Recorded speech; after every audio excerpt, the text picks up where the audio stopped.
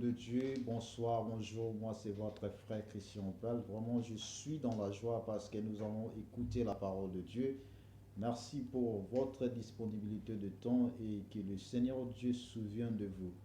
Alors avant de commencer, nous allons prier pour la parole. Alors je prie au nom de Jésus. Seigneur, nous te disons merci pour le temps que tu nous as donné. Et tout ce que nous allons parler, que l'Esprit de Dieu manifeste, que toi tu sois au centre de tout, au nom puissant de Jésus-Christ. Amen. Alors merci encore. Nous allons lire dans le livre de Matthieu chapitre 5 verset 3 à 11. Matthieu chapitre 5 verset 3 à 11. Je lis au nom de Jésus. La Bible dit, heureux le pauvre en esprit, car le royaume des cieux est à eux.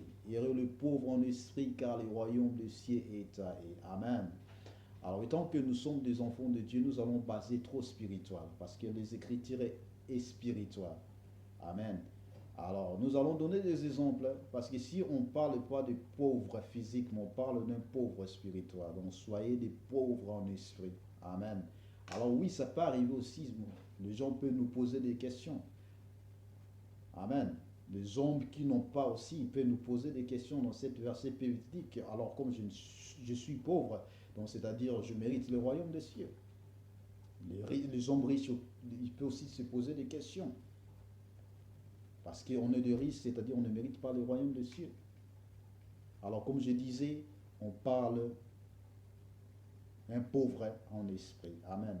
Alors, qui est un pauvre? Un pauvre, c'est quelqu'un qui n'a pas la possibilité, mais il dépend de ce qu'on lui donne.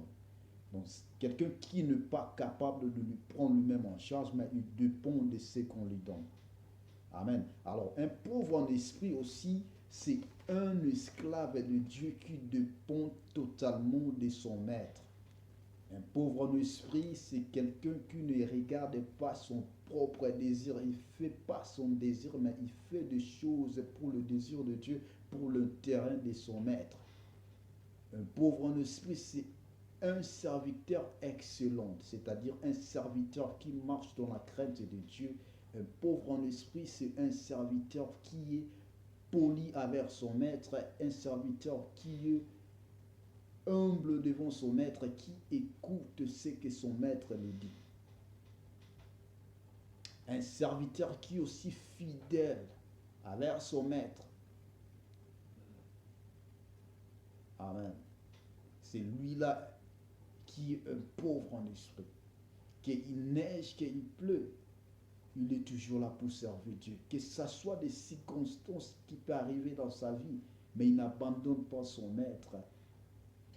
Il reste toujours fidèle. Même si on lui donne l'argent pour le corrompre, il n'abandonne pas. Il reste toujours fidèle envers son maître. C'est lui-là qui est un pauvre en esprit et le royaume de Dieu l'appartient. Il mérite le royaume de Dieu.